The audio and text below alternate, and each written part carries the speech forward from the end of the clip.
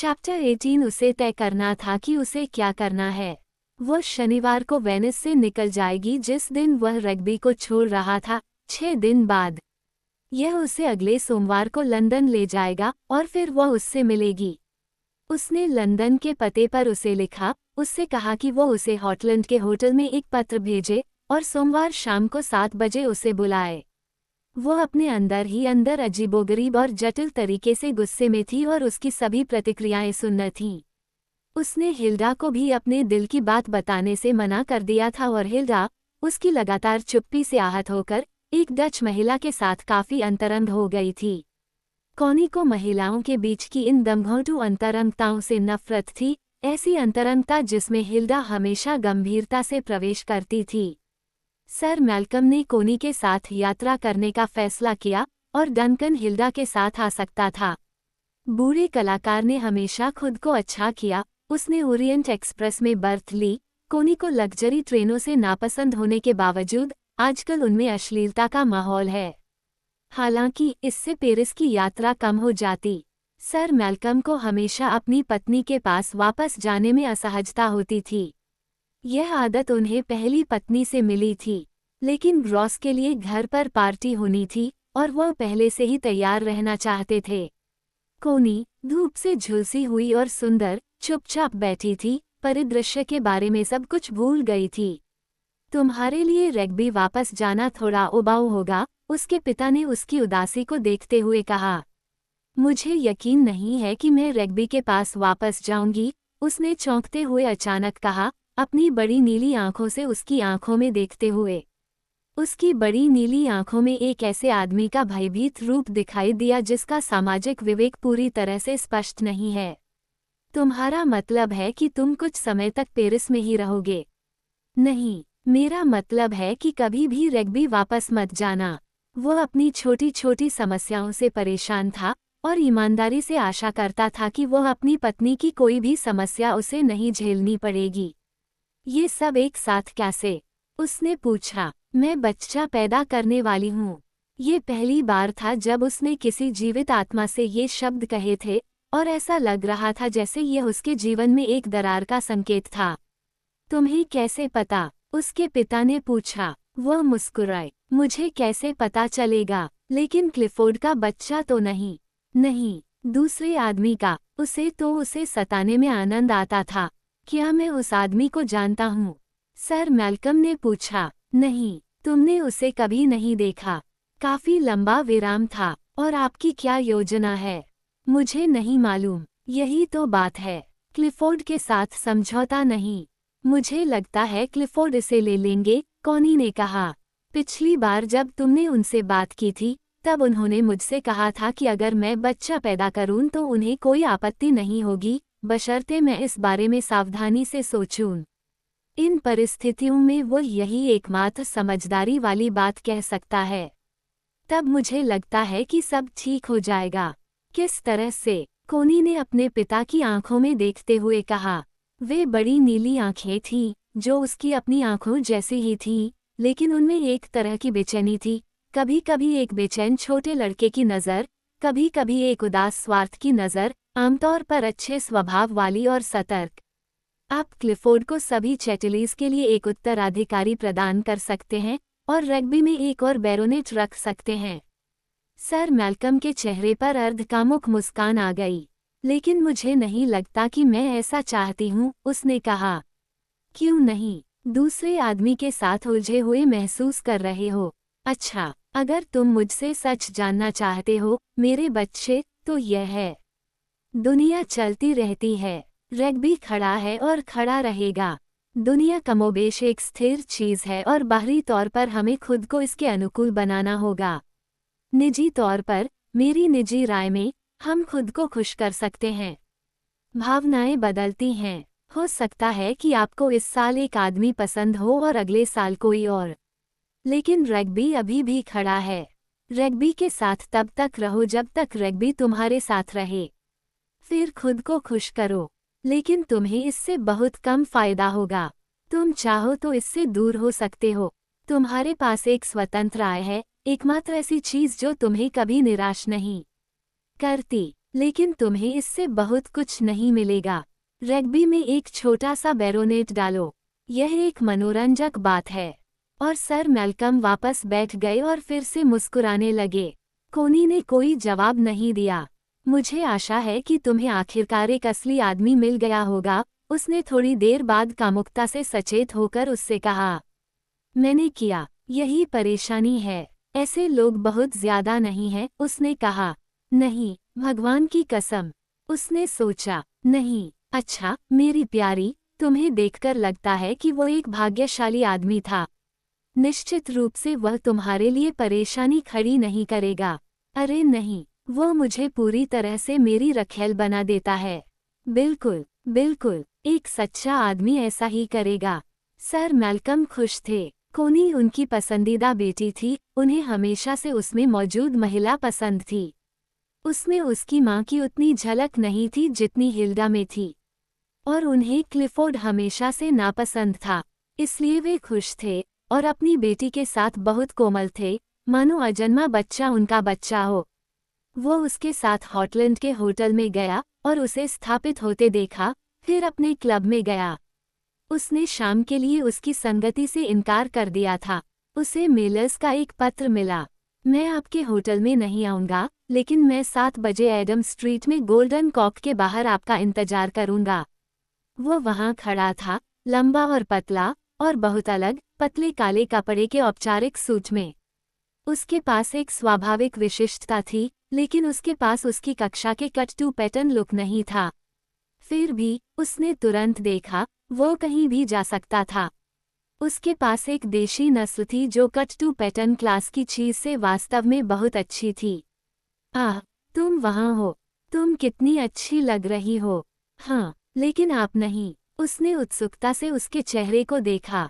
वह पतला था और गालों की हड्डियां दिख रही थीं, लेकिन उसकी आंखें उसे देखकर मुस्कुराईं और उसे उसके साथ घर जैसा महसूस हुआ। बस अचानक अपनी दिखावट बनाए रखने का तनाव उससे दूर हो गया। उसके अंदर से कुछ शारीरिक रूप से बह निकला, जिससे उसे अंदर से सहज और खुश महसूस हुआ, घर जैसा। एक महिला की खुशी के लिए अब सजग वृत्ति के साथ उसने तुरंत इसे दर्ज कर लिया।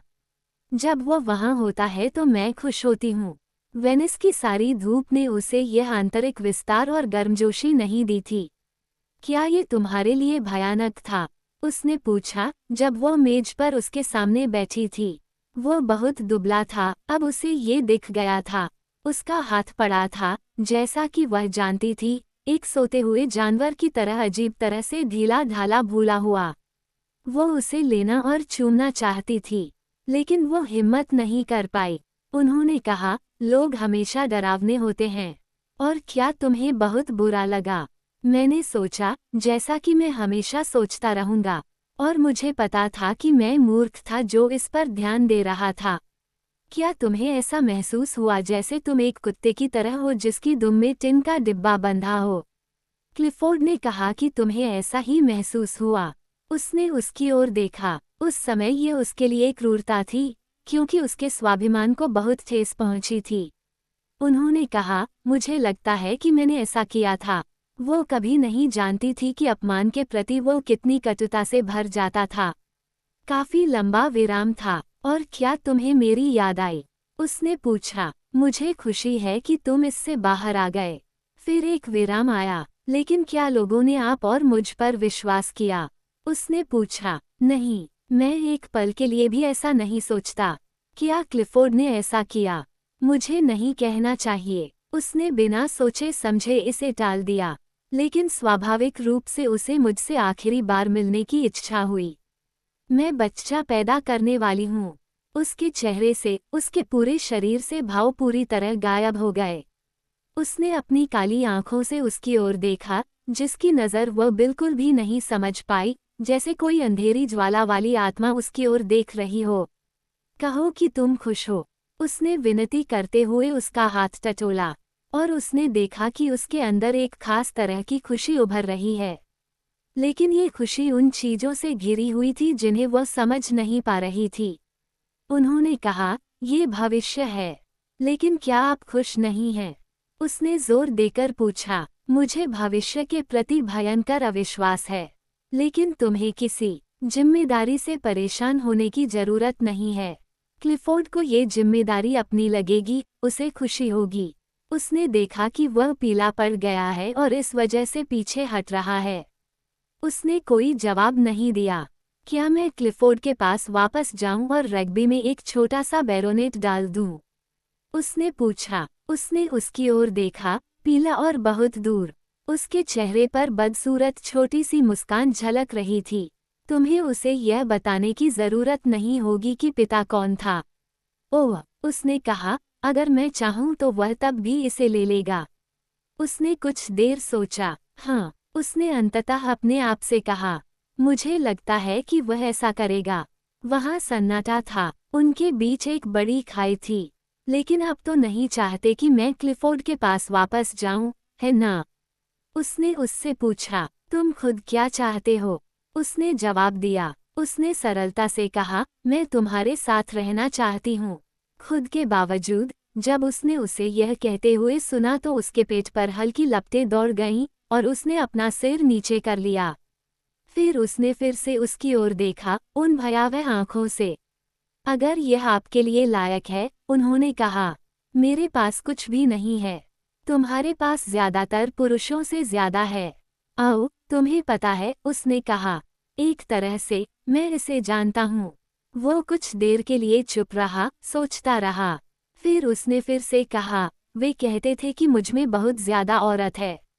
लेकिन ऐसा नहीं है। मैं औरत नहीं हूँ, इसलिए नहीं कि मैं पक्षियों पर चढ़कर नहीं देखना चाहता, नहीं इसलिए कि मैं पैसे कमाना नहीं चाहता या आगे नहीं बढ़ना चाहता। मैं सेना में आसानी से जा सकता था, लेकिन मुझे सेना पसंद नहीं थी। हालांकि मैं पुरुषों को अच्छी तरह से संभाल सकता था, वे मुझे पसंद करते थे और जब मैं गुस्सा होता था, तो उन्हें मुझसे थोड़ा डर लगता था।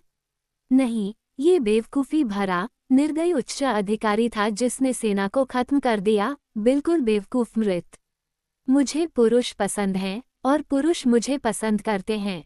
लेकिन मैं इस दुनिया को चलाने वाले लोगों की बकवास करने वाली धृष्टता को बर्दाश्त नहीं कर सकता। इसलिए मैं आगे नहीं बढ़ सकता। मुझे पैसे की धृष्टता से नफरत है, और मुझे वर्ग की धृष्टता से भी नफरत है। तो दुनिया में, मैं एक महिला को क्या दे सकता हूँ? लेकिन कुछ भी देने की क्या ज़रूरत है? यह कोई सौदा नहीं है। बात सिर्फ इतनी है कि हम एक दूसरे से प्यार करते हैं, उसने कहा। नहीं, नहीं, यह उससे कहीं ज्यादा है। जीना ही आगे बढ़ना है। मेरी जिंदगी सही गटर में नहीं जाएगी, ये बस नहीं जाएगी। इसलिए मैं खुद ही एक तरह से बर्बादी का टिकट हूँ, और मुझे अपनी जिंदगी में एक औरत को शामिल करने का कोई अधिकार नहीं है, जब तक कि मेरी जिंदगी कुछ ना करे और कहीं ना कहीं, कम से कम आंतरिक रूप से, हम दोनों को तरोताज़ा रखे। एक आदमी को अपनी जिंदगी में एक औरत को कुछ अर्थ देना चाहिए, अगर यह एक अलग जिंदगी होने जा रही है, और अगर वह एक सच्ची औरत है। मैं सिर्फ तुम्हारी पुरुष उपपत्नी नहीं हो सकती। क्यों नहीं? उसने कहा। क्यों? क्योंकि मैं ऐसा नहीं कर सकता, और जल्द ही तुम्हें इससे नफरत हो जाएगी, जैसे कि आप मुझ पर भरोसा नहीं कर सकते, उसने कहा। उसके चेहरे पर मुस्कुराहट झलक उठी। पैसा तुम्हारा है, पद तुम्हारा है, निर्णय तुम्हारे हाथ में है। मैं सिर्फ अपनी औरतों का गुलाम नहीं हूँ। तुम और क्या हो? तुम ठीक ही पूछ रहे हो। इसमें कोई संदेह नहीं कि यह अदृश्य है। फिर भी मैं कम से कम अपने लिए कुछ तो हूँ। मैं अपने अस्तित्व का अर्थ देख सकता हूँ, हालांकि मैं यह अच्छी तरह समझ सकता हूँ कि कोई और इसे नहीं देख सकता। और अगर तुम मेरे साथ रहोगी तो क्या तुम्हारे अस्तित्व का कोई मतलब नहीं रह जाएगा? जवाब देने से पहले वह काफी देर तक रुका। ये हो सकता है। वह भी इस बारे में सोचने के लिए रुकी। और आपके अस्तित्व का क्या मतलब है? मैं आपको बताता हूँ, यह अदृश्य है। मैं दुनिया में विश्वास नहीं करता, न ही पैसे में, न ही उन्नति में, न ही हमारी सभ्यता के भविष्य में। अगर मानवता के लिए भविष्य होना है, तो अभी जो है, उससे बहुत बड़ा बदलाव करना होगा। और वास्तविक भविष्य कैसा होगा, भगवान जाने। मैं अपने अंदर कुछ महसूस कर सकता हूँ, जिसमें बहुत सारा गुस्सा भी शामिल है। लेकिन यह वास्तव में क्या है, मुझे नहीं पता। क्या मैं तुम्हें बताऊं? उसने उसके चेहरे की ओर देखते हुए कहा, क्या मैं तुम्हें बताऊं कि तुम्हारे पास क्या है जो दूसरे लोगों के पास नहीं है और जो भविष्य को बनाएगा? क्या मैं तुम्हें बताऊं? तो फिर मुझे बताओ, उसने जवाब दिया। यह आपकी अपनी कोमलता का साहस है, ऐसा ही है जैसे आप अपना हाथ मेरी पूंछ पर रखते हैं और कहते हैं कि मेरी पूंछ बहुत सुंदर है। उसके चेहरे पर मुस्कुराहट तैर गई। उसने कहा। फिर वह बैठकर सोचने लगा। हाँ, उसने कहा, तुम सही हो, ये वास्तव में ऐसा ही है। ये पूरी तरह से ऐसा ही है। मैं पुरुषों के साथ यह जानता था। मुझे उनके साथ शारीरिक रूप से संपर्क में रहना था और इससे पीछे नहीं हटना था। मुझे उनके प्रति शारीरिक रूप से जागरूक होना था और उनके प्रति थोड़ा कोमल होना था, भले ही मैं उन्हें नरक में डाल दूं। ये जागरूकता का सवाल है, जैसा कि बुद्ध ने कहा, लेकिन वह भी शारीरिक जागरूकता और उस प्राकृतिक शारीरिक कोमलता से कतराता था, जो पुरुषों के बीच भी सबसे अच्छी है, एक उचित मर्दाना तरीके से। उन्हें वास्तव में मर्दाना बनाता है, इतना बंदर जैसा नहीं। हाँ, ये वास्तव में कोमलता है, ये योनि जागरूकता है। सेक्स वास्तव में केवल स्पर्श है, सभी स्पर्शों में सबसे करीबी। और यह वह स्पर्श है जिससे हम डरते हैं। हम केवल आधे चेतन और आधे जीवित हैं। हमें जीवित और जागरूक होना होगा। विशेष रूप से अंग्रेजों को एक दूसरे के साथ संपर्क में आना होगा, थोड़ा नाजुक और थोड़ा कोमल। ये हमारी रोने की जरूरत है। उसने उसकी ओर देखा। तो फिर तुम मुझसे क्यों डरते हो? उसने कहा। जवाब देने से पहले वह काफी देर तक उसकी ओर देखता रहा। वास्तव में ये पैसा है और पद है। यह आपके अंदर की दुनिया है। लेकिन क्या मुझमें कोमलता नहीं है? उसने उदास होकर कहा। उसने काली, अमूर्त आंखों से उसकी ओर देखा। अरे, यह आता है और चला जाता है, जैसे मुझमें।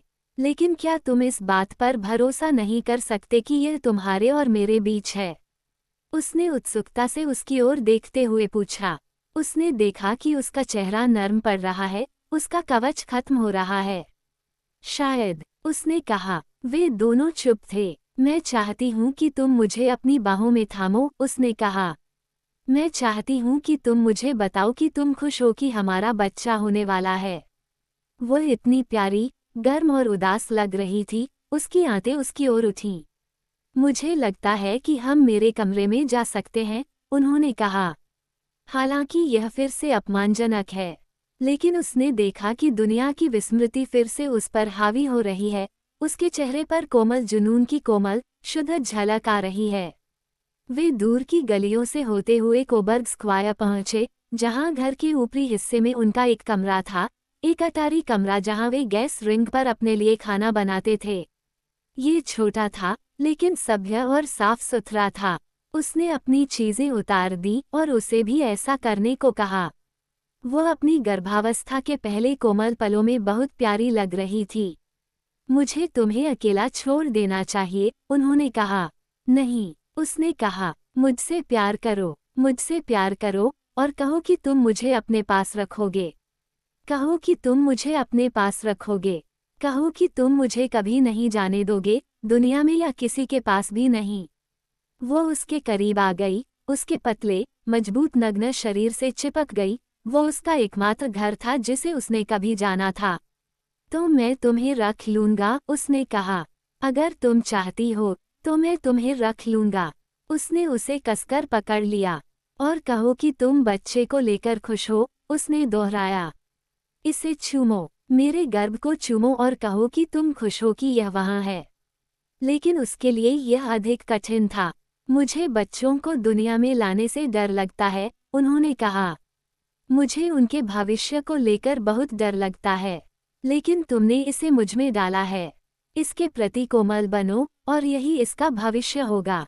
इसे चूमो। वह कांप उठा, क्योंकि यह सच था। इसके प्रति कोमल बनो, और यही इसका भविष्य होगा। उस पल उसे उस महिला के लिए एक सच्चा प्यार महसूस हुआ। उसने उसके पेट और उसके शुक्र पर्वत को चूमा, ताकि वह गर्भ और गर्भ के भीतर भ्रूण के करीब चूम सके। ओह, तुम मुझसे प्यार करते हो, तुम मुझसे प्यार करते हो। उसने एक छोटी सी चीख के साथ कहा, जैसे कि उसकी अंधी, अस्पष्ट प्रेम चीखों में से एक। और वह धीरे से उसके पास गया, अपने अंतःकरण से उसके अंतःकरण में कोमलता की धारा बहते हुए। महसूस किया, उनके बीच करुणा की आंतें प्रज्वलित हुईं।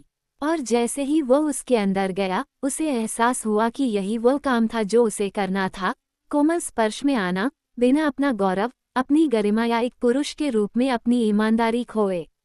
आखिरकार, अगर उसके पास पैसा और साधन थे, और उसके पास कुछ भी नहीं था, तो उसे इस कारण से उससे अपनी कोमलता को छिपाना बहुत गर्व और सम्माननीय होना चाहिए था।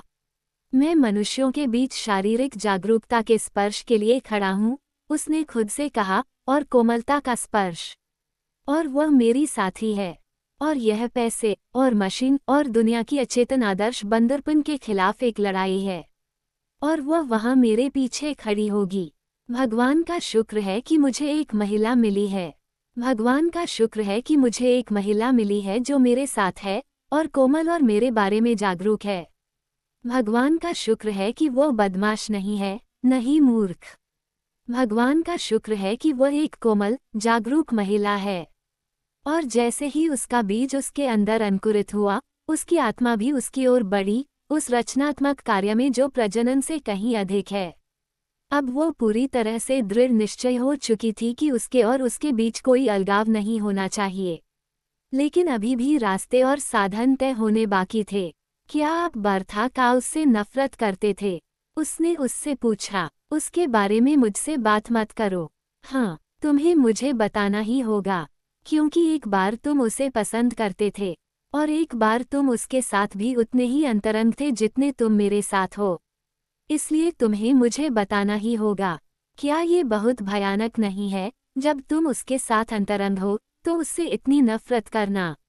ऐसा क्यों है? मुझे नहीं पता। उसने हमेशा, हमेशा मेरे खिलाफ अपनी इच्छाशक्ति तैयार रखी, उसकी भयानक स्त्री इच्छाशक्ति, उसकी स्वतंत्रता।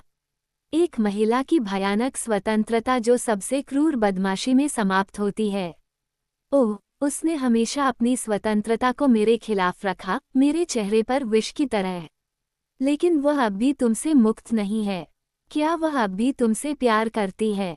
नहीं, नहीं। अगर वह मुझसे मुक्त नहीं हुई है, तो इसका कारण यह है कि वो बहुत गुस्से में है, वह मुझे धमकाने की कोशिश कर रही होगी। लेकिन वह तुमसे प्यार करती होगी। नहीं, खैर, कुछ हद तक उसने ऐसा किया। वह मेरी ओर आकर्षित थी, और मुझे लगता है कि वह नफरत भी करती थी। वह कुछ क्षणों के लिए मुझसे प्यार करती थी, लेकिन वह हमेशा इसे वापस ले लेती थी, और मुझे धमकाना शुरू कर देती थी। उसकी सबसे गहरी इच्छा मुझे धमकाना था, और उसे बदला नहीं जा सकता था। उसकी इच्छा शुरू से ही गलत थी, लेकिन शायद उसे लगा कि तुम सचमुच उससे प्यार नहीं करते थे, और वह तुम्हें अपने से दूर करना चाहती थी। हे भगवान, ये तो बहुत ही भयानक था।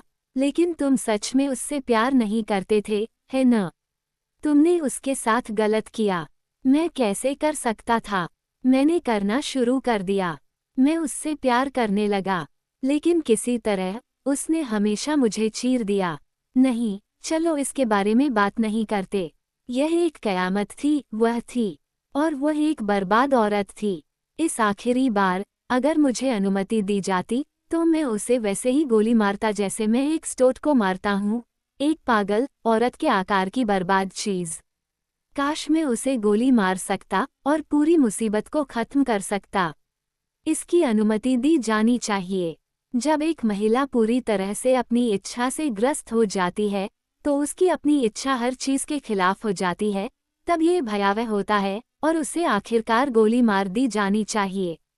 और क्या पुरुषों को अंततः गोली नहीं मार देनी चाहिए, यदि वे अपनी इच्छा से ग्रस्त हो जाएं? हाँ, वही। लेकिन मुझे उससे आज़ाद होना ही होगा, नहीं तो वह फिर से मुझ पर हमला करेगी। मैं तुम्हें बताना चाहता था, अगर संभव हो तो मुझे तलाक ले लेना चाहिए।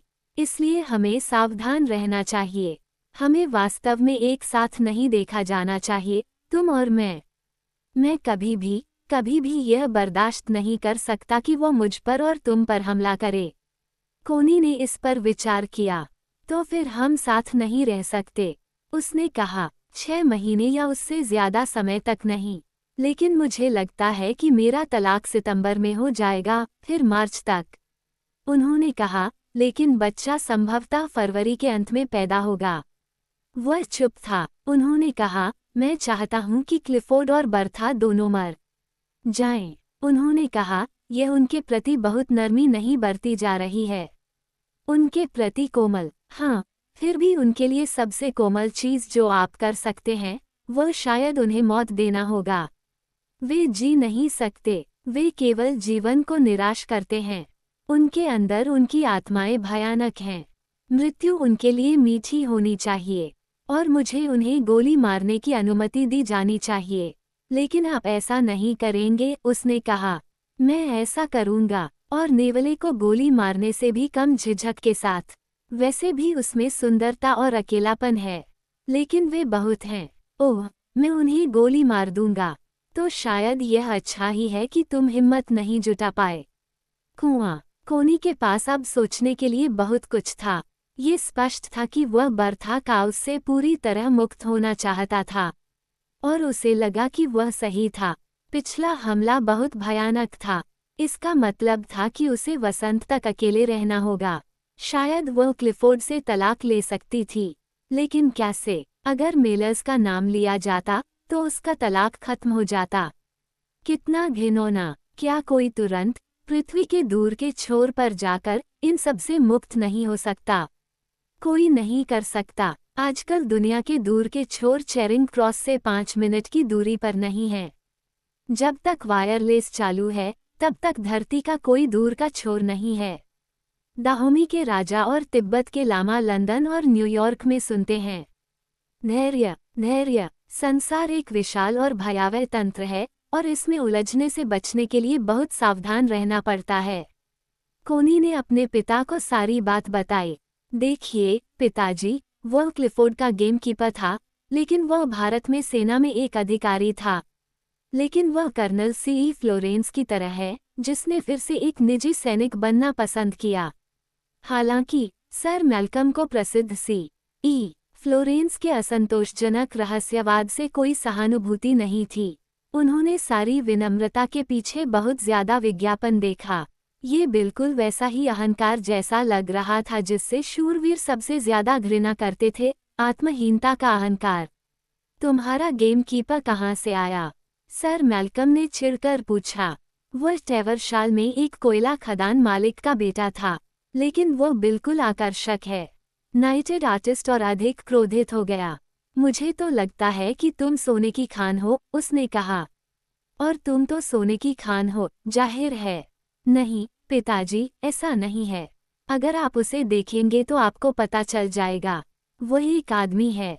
क्लिफोर्ड हमेशा उससे नफरत करता था क्योंकि वह विनम्र नहीं था।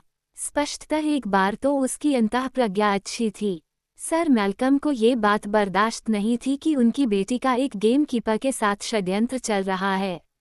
उन्हें षड्यंत्र से कोई परेशानी नहीं थी, उन्हें षड्यंत्र से परेशानी थी।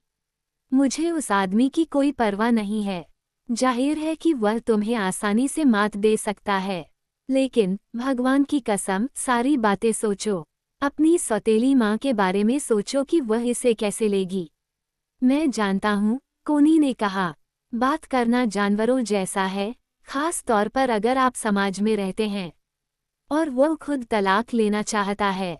मैंने सोचा कि शायद हम ये कह दें कि यह किसी और आदमी का बच्चा है, और मेलर्स का नाम बिल्कुल भी न लें। दूसरे आदमी का? किस दूसरे आदमी का? शायद डंकन फोर्ब्स। वह जीवन भर हमारा दोस्त रहा है, और वह एक बहुत प्रसिद्ध कलाकार हैं, और वह मुझसे बहुत प्यार करते हैं। अच्छा, मैं तो बर्बाद हो गया।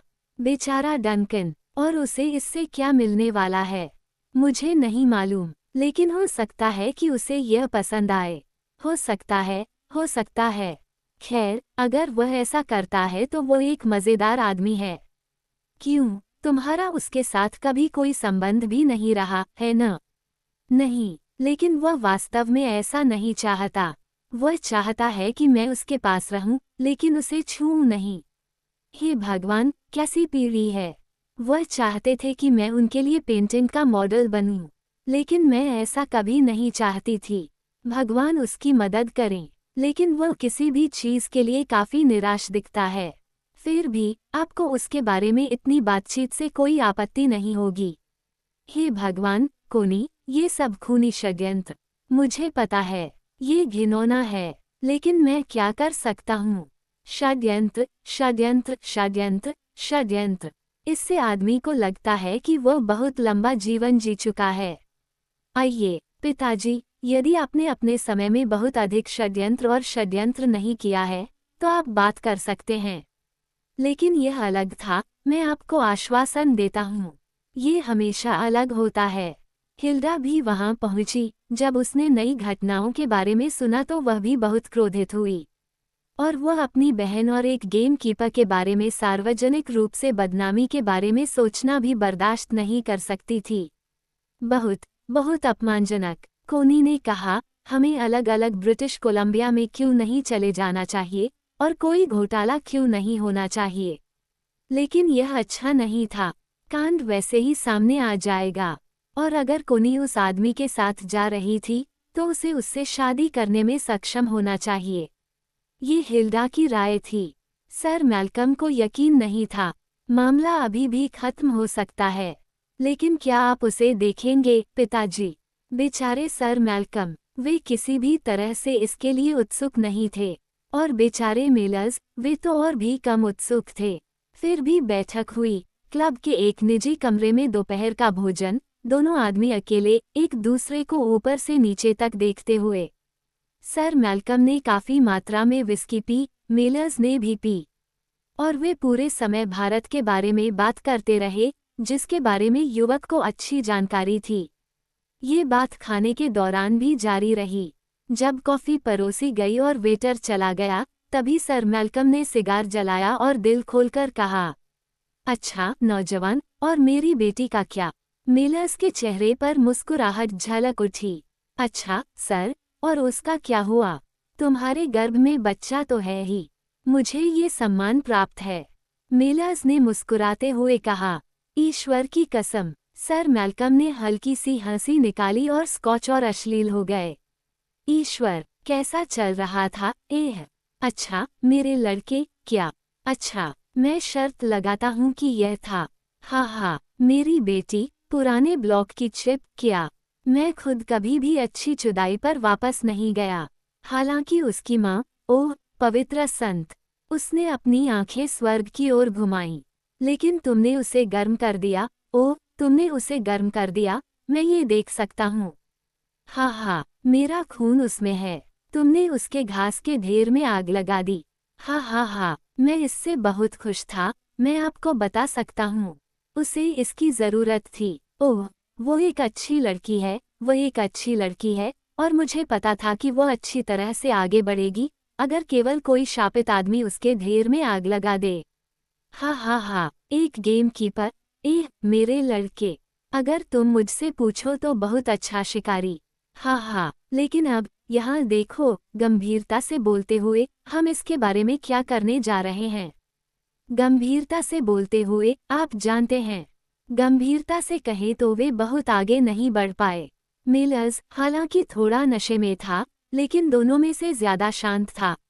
उसने बातचीत को यथासंभव बुद्धिमानी से रखा, जो कि ज्यादा कुछ नहीं कह रहा है। तो तुम एक गेम कीपर हो। ओह, तुम बिल्कुल सही कह रहे हो। इस तरह का खेल एक आदमी के लिए बहुत कीमती है न? एक औरत की परीक्षा तब होती है जब तुम उसके नितंबों को दबाते हो। तुम उसके नितंबों को छूकर ही बता सकते हो कि वह ठीक से ऊपर आएगी या नहीं। हाँ, मुझे तुमसे ईर्ष्या होती है, मेरे बेटे। तुम कितने साल के हो? 29। शूरवीर ने अपनी भौहें उठाईं। इतना ही। खैर, तुम्हारे पास और 20 साल हैं, ऐसा लगता है।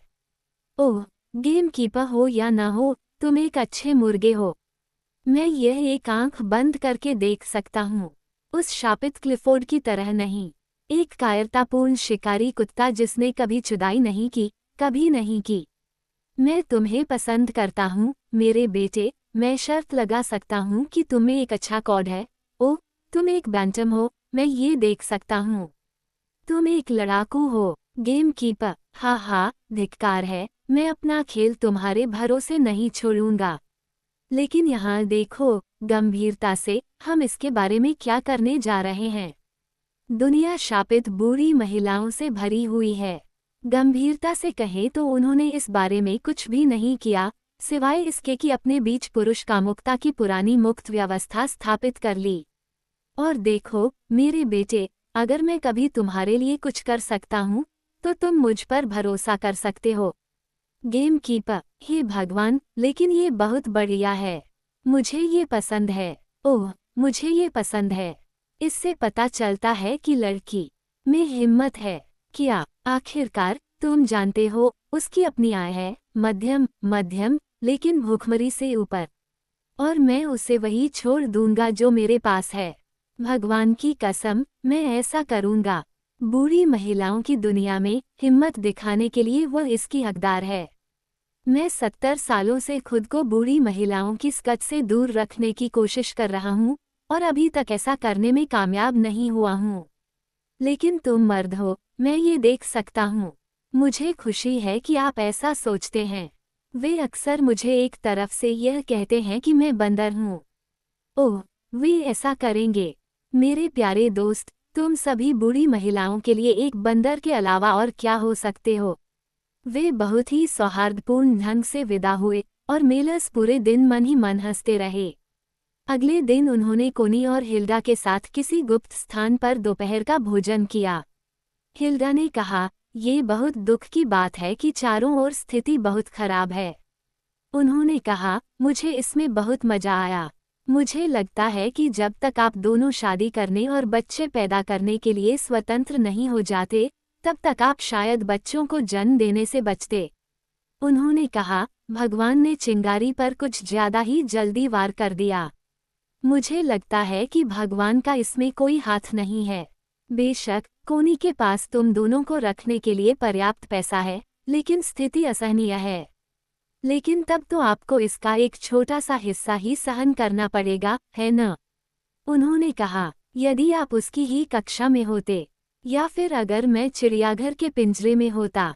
सन्नाटा छा गया। मुझे लगता है, हिल्डा ने कहा, ये सबसे अच्छा होगा कि वह सहप्रतिवादी के रूप में किसी अन्य व्यक्ति का नाम बताए और आप इस मामले से पूरी तरह दूर रहें। लेकिन मैंने सोचा कि मैं अपना पैर सही जगह पर रखूंगा। मेरा मतलब है तलाक की कार्यवाही में। वह आश्चर्य से उसे देखता रहा। कोनी ने डंकन की योजना के बारे में उससे बात करने की हिम्मत नहीं की थी। उन्होंने कहा, मैं इसका अनुसरण नहीं करता। हिल्डा ने कहा, हमारा एक मित्र है जो संभवतः सहप्रतिवादी के रूप में अपना नाम दर्ज कराने के लिए सहमत हो जाएगा, ताकि आपका नाम सामने आने की आवश्यकता न पड़े। तुम्हारा मतलब एक आदमी से है? बिल्कुल, लेकिन उसके पास कोई और नहीं है। उसने आश्चर्य से कोनी की ओर देखा। नहीं, नहीं, उसने जल्दी से कहा, बस वही पुरानी दोस्ती, बिल्कुल साधारण, कोई प्यार नहीं। तो फिर उस आदमी को दोष क्यों लेना चाहिए, अगर उसे तुमसे कुछ नहीं मिला है? हिल्डा ने कहा, कुछ पुरुष शिष्ट होते हैं और केवल इस बात पर ध्यान नहीं देते कि उन्हें एक महिला से क्या मिलता है। एक मेरे लिए, है ना? लेकिन जॉनी कौन है? एक मित्र जिसे हम तब से जानते हैं जब हम स्कॉटलैंड में बच्चे थे, वह एक कलाकार है। डंकन फोर्ब्स, उसने तुरंत कहा, क्योंकि कोनी ने उससे बात की थी। और आप दोष उस पर कैसे मरेंगे? वे किसी होटल में एक साथ रह सकते हैं, या वो उसके अपार्टमेंट में भी रह सकती है। उन्होंने कहा, मुझे लगता है कि यह सब व्यर्थ का हंगामा है। तुम्हारा और क्या सुझाव है? हिल्डा ने कहा, अगर तुम्हारा नाम आ गया तो तुम्हें अपनी पत्नी से तलाक नहीं मिलेगा, जो जाहिर तौर पर एक ऐसी शख्सियत है जिसके साथ घुलना मिलना नामुमकिन है। ये सब, उसने गंभीरता से कहा। एक लंबा सन्नाटा था। उन्होंने कहा, हम तुरंत जा सकते हैं। कॉनी के लिए कोई तुरंत रास्ता नहीं है, हिल्डा ने कहा। क्लिफोर्ड बहुत प्रसिद्ध है। फिर से विशुद्ध निराशा का सन्नाटा। दुनिया जैसी है वैसी ही है। अगर आप बिना सताए साथ रहना चाहते हैं, तो आपको शादी करनी होगी। शादी करने के लिए, आप दोनों को तलाक लेना होगा। तो आप दोनों इस बारे में कैसे सोच रहे हैं? वह बहुत देर तक चुप रहा। उन्होंने कहा, आप हमारे लिए ये सब कैसे कर रहे हैं? हम देखेंगे कि डंकन सह प्रतिवादी के रूप में काम करने के लिए सहमत होगा या नहीं। फिर हमें क्लिफोर्ड को कोनी से तलाक दिलाना होगा और आपको तलाक की प्रक्रिया जारी रखनी होगी, और जब तक आप स्वतंत्र नहीं हो जाते तब तक आप दोनों को अलग रहना होगा। यह पागलखाने जैसा लगता है, संभवतः, और दुनिया तुम्हें पागल समझेगी या उससे भी बुरा। इससे बुरा क्या है? मुझे लगता है कि वे अपराधी हैं। उन्होंने मुस्कुराते हुए कहा, उम्मीद है कि मैं अभी कुछ और बार खंजर घोंप सकूंगा। फिर वह चुप हो गया और गुस्से में आ गया। ठीक है, उसने आखिरकार कहा, मैं किसी भी बात से सहमत हूँ। दुनिया एक पागल मूर्ख है और कोई भी आदमी इसे नहीं मार सकता, हालांकि मैं अपनी पूरी कोशिश करूंगा। लेकिन तुम सही हो, हमें जितना हो सके उतना खुद को बचाना चाहिए। उसने कॉनी की ओर अपमान, क्रोध, थकान और दुख से देखा। माँ, उसने कहा, दुनिया तुम्हारी पूंछ पर नमक डालने जा रही है। उन्होंने कहा, यदि हम ऐसा नहीं होने देंगे तो ऐसा नहीं होगा। दुनिया के खिलाफ इस साजिश पर उसे उससे कम ही ऐतराज था। डंकन से संपर्क करने पर उसने भी अपराधी गेमकीपर से मिलने पर जोर दिया, इसलिए इस बार उसके फ्लैट में 4 लोगों के साथ डिनर हुआ। डंकन एक छोटा, चौड़ा, सांवला, शांत स्वभाव वाला हेमलेट जैसा व्यक्ति था, जिसके सीधे काले बाल थे और खुद के बारे में एक अजीब सेल्टिक दम्भ था। उसकी कला में ट्यूब, वाल्व, सर्पिल और अजीबोगरीब रंग थे, अति आधुनिक, फिर भी एक निश्चित शक्ति, यहाँ तक कि रूप और स्वर की एक निश्चित शुद्धता थी। केवल मिलर्स ने इसे क्रूर और घृणित माना। उन्होंने ऐसा कहने की हिम्मत नहीं की, क्योंकि डंकन अपनी कला के मामले में लगभग पागल था। यह उसके लिए एक व्यक्तिगत पंथ, एक व्यक्तिगत धर्म था। वे स्टूडियो में तस्वीरें देख रहे थे और डंकन ने अपनी छोटी भूरी आंखें दूसरे आदमी पर गड़ा रखी थीं। वह सुनना चाहता था कि गेमकीपर क्या कहेगा। वह पहले से ही कॉनी और हिल्डा की राय जानता था। ये तो शुद्ध हत्या के समान है, मिलर्स ने अंत में कहा। डंकन को किसी खेल रक्षक से ऐसी बात की उम्मीद नहीं थी। और किसकी हत्या हुई है? हिल्डा ने ठंडे और व्यंग्यात्मक लहजे में पूछा। यह मनुष्य की दया की सारी भावनाओं को मार डालता है। कलाकार के भीतर से शुद्ध घृणा की लहर निकली। उसने दूसरे व्यक्ति की आवाज में नापसंदगी और तिरस्कार का स्वर सुना, और उसे खुद करुणा की भावना का जिक्र भी नापसंद था। बीमार भावना। मिलर्स काफी लंबे और पतले, थके हुए से दिख रहे थे और चित्रों को एक टिमटिमाती उदासीनता के साथ देख रहे थे, जो कुछ कुछ पंखों पर उड़ते हुए पतंगे के नृत्य जैसा था। शायद मूर्खता की हत्या कर दी गई है, भावुक मूर्खता की, कलाकार ने व्यंग्य किया। क्या आपको ऐसा लगता है? मुझे लगता है कि ये सभी ट्यूब और नालीदार कंपन किसी भी चीज के लिए काफी बेवकूफ हैं और बहुत भावुक हैं। मुझे लगता है कि वे बहुत ज्यादा आत्मदया और बहुत ज्यादा घबराहट वाली आत्मराय दिखाते हैं। नफरत की एक और लहर में कलाकार का चेहरा पीला पड़ गया, लेकिन एक तरह के खामोश अहंकार के साथ उसने चित्रों को दीवार की ओर मोड़ दिया। मुझे लगता है कि हमें भोजन कक्ष में जाना चाहिए, उन्होंने कहा, और वे उदास होकर चुप हो गए। कॉफी के बाद डंकन ने कहा, मुझे कोनी के बच्चे का पिता बनने में कोई आपत्ति नहीं है, लेकिन सिर्फ इस शर्त पर कि वो मेरे लिए मॉडल बनकर आएगी। मैं उसे सालों से चाहता हूँ और उसने हमेशा मना कर दिया है। उसने यह बात एक जिज्ञासु की तरह अंतिम रूप से कही जो ऑटो दा फे की घोषणा कर रहा था। मिलर्स ने कहा, तो फिर आप ऐसा केवल शर्त पर ही करते हैं? बिल्कुल, मैं सिर्फ इसी शर्त पर ऐसा करता हूँ। कलाकार ने अपने भाषण में दूसरे व्यक्ति के प्रति अत्यधिक अवमानना दर्शाने की कोशिश की। उसने कुछ ज्यादा ही कह दिया। बेहतर होगा कि मैं भी उसी समय एक मॉडल बन जाऊं, मिलर्स ने कहा। बेहतर होगा कि हम एक समूह में रहें, कला के जाल में वल्कन और वीनस। मैं गेमकीपर बनने से पहले लोहार हुआ करता था।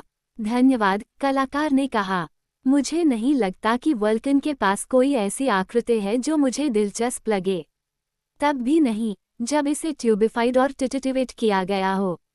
कोई जवाब नहीं आया। कलाकार इतना घमंडी था कि आगे कुछ बोल नहीं सका। यह एक निराशाजनक पार्टी थी, जिसमें कलाकार ने दूसरे व्यक्ति की उपस्थिति को लगातार नज़रअंदाज किया और केवल संक्षेप में बात की, जैसे कि शब्द उसकी उदास अशुभता की गहराई से निकले थे। महिलाओं से तुम्हें वह पसंद नहीं था, लेकिन वह उससे कहीं बेहतर है, सच में। वह वाकई दयालु है, कॉनी ने जाते समय समझाया। मिलर्स ने कहा, वह एक छोटा काला पिल्ला है, जिसके शरीर पर एक रोग का दाग है। नहीं, आज वह अच्छा नहीं था। और क्या तुम जाकर उनके लिए आदर्श बनोगी? ओह, मुझे अब कोई परेशानी नहीं है। वह मुझे छुएगा नहीं, और मुझे किसी भी बात से कोई परेशानी नहीं है, अगर इससे तुम्हारे और मेरे लिए एक साथ जीवन जीने का रास्ता खुल जाता है। लेकिन वह आप पर केवल कैनवास पर ही बकवास करेगा। मुझे परवाह नहीं है। वह सिर्फ मेरे लिए अपनी भावनाओं को चित्रित करेगा, और अगर वह ऐसा करता है तो मुझे कोई आपत्ति नहीं है। मैं उसे किसी भी कीमत पर मुझे छूने नहीं दूंगी। लेकिन अगर उसे लगता है कि वह अपनी उल्लू जैसी कलात्मक निगाहों से कुछ भी कर सकता है, तो उसे घूरने दो। वह मुझसे जितनी चाहे उतनी खाली ट्यूब और नाली बना सकता है। यह उसका अंतिम संस्कार है। वह तुमसे इसलिए नफरत करता है क्योंकि तुमने कहा था कि उसकी ट्यूबनुमा कलाकृति भावुक और आत्मा महत्वपूर्ण है। लेकिन बेशक ये सच है।